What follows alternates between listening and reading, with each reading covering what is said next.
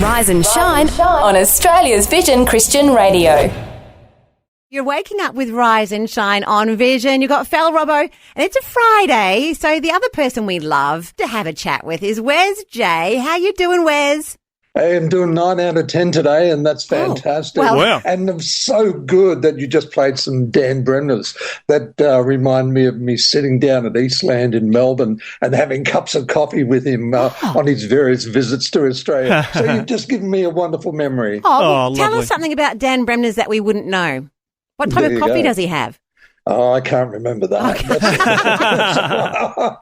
What's he like to have a chat with? Yeah, well, we just enjoy hanging out, you know. And So he's from Canada, isn't he? Is that right? Yeah, and actually he got his bit of a kick along here in Australia, and he was working here doing concerts, doing Easter Fest, stuff like that, and that was all part of him getting signed to Word Records in the US. Wow, I didn't there know we that. go. That was amazing. Because that Easter Fest is going back quite a few years now.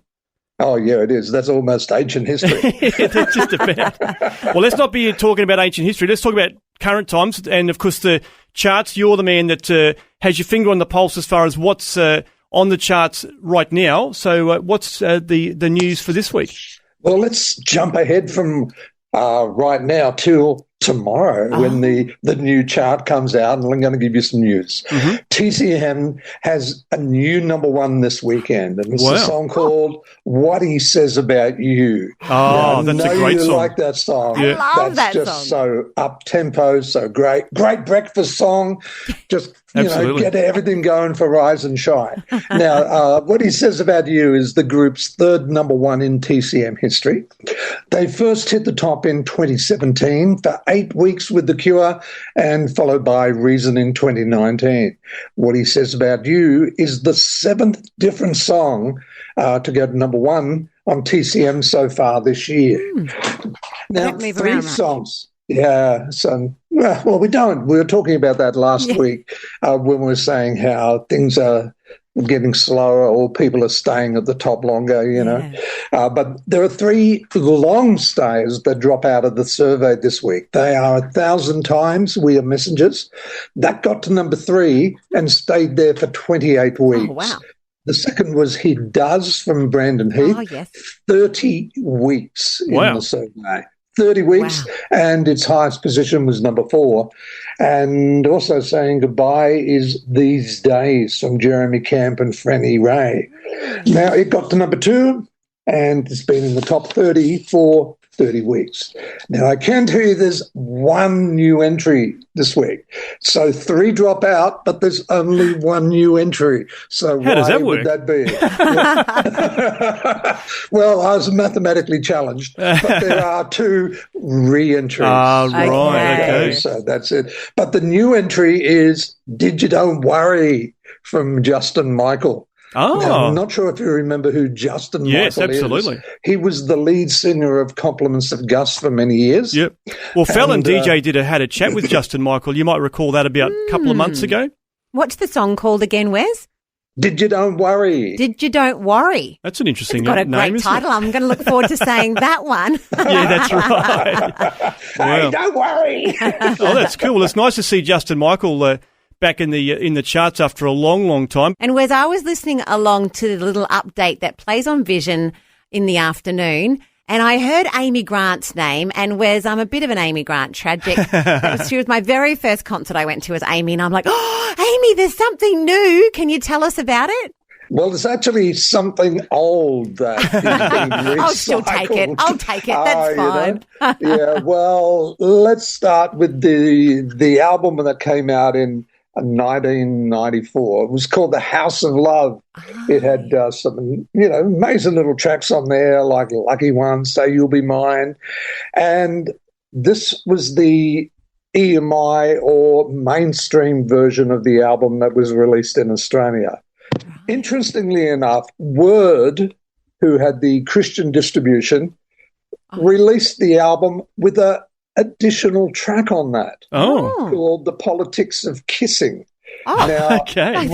why all this I'm not becomes sure about that. significant? Yeah, well, maybe there are some politics in that, but so here's the Christian company releasing it with that song. Yeah. Here's the mainstream company which goes, no, we're not going to include that on the album. What we're going to do is put it on the B-side, so to speak, of the Big Yellow Taxi single, which was also on that album.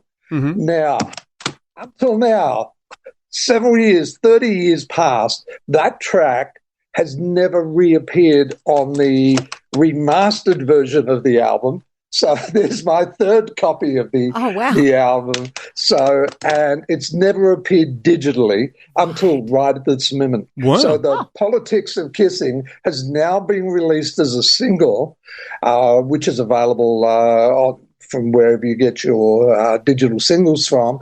And then in September, I think it's September 27, the whole album is going to be re-released, but with around 20 additional tracks. Oh, wow. So if you're... It's a super album. Oh, totally. Massive. It's got all the remixes because at this time, remember this album, The House of Love, was the follow-up album to her mega successful Heart in Motion project. Mm-hmm. And everybody expected it was going to be as successful, selling 4 million albums, but it didn't quite get there. Maybe it will now. Well, that's right. Maybe in what's that, 30 years later. Yeah. So that's amazing. I've never heard of that song, The Politics of Kissing. No, so we'll be looking it up. We'll have to go and stream that over the weekend and check it out. But, I've just quickly Googled that album and it lists all the songs but doesn't include that one. So obviously it's the EMI version, I guess.